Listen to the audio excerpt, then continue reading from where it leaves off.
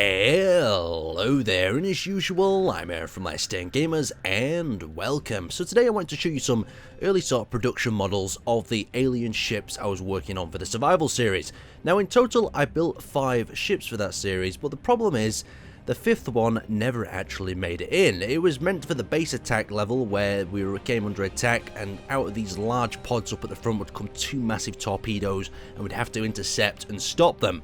But that episode never happened, so I thought I'd show you the ship instead. Now since this was a main sort of attack craft, we had these pods that would open up, these actual caps in here would blow off, torpedoes would come flying out, it looked really cool, and then down into the centre we've got access bay for some more spaceships on both sides, so the alien ships would mass up in the centre here, and from a distance you'd be able to see the little yellow lights spinning around in this area and coming into a massive sort of horde of ships, and then they would launch out of one of these central passages, or even just come out the side in a big horde of drones and creepy little alien craft. And then towards the back we've actually got the power pack of the ship. So the power pack is just pretty simple. We just got a load of standard thrusters. Now the idea behind the alien fleet was to make them look as natural and smooth as possible, and I think that's another reason why the ship just didn't quite make it in. It just didn't look natural enough. It was too rigid. There was too many sharp lines in areas. It wasn't round enough maybe to even make it as an alien ship in my sort of mind or opinion. So you can see we've got the pistons on the side. Now the idea with the pistons was to make them pulsate, so as the ship moves along, I'll try to show you.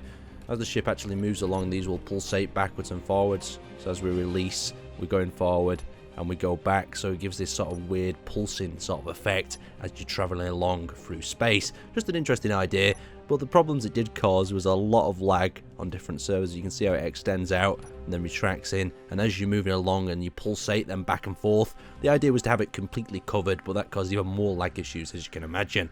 So we'll give it a little bit of a thrust forward and we'll start pulsating the thrusters. And the thing is, you can get this really cool effect. And another thing about the pistons is when you start to turn with them, they start to wiggle out to the side, and you just get some really interesting sort of angles and perspectives as the ship moves along. Great for some sort of recording. You can see that we've got some pistons actually snapping off at the back there. Another reason why the ship didn't quite make it.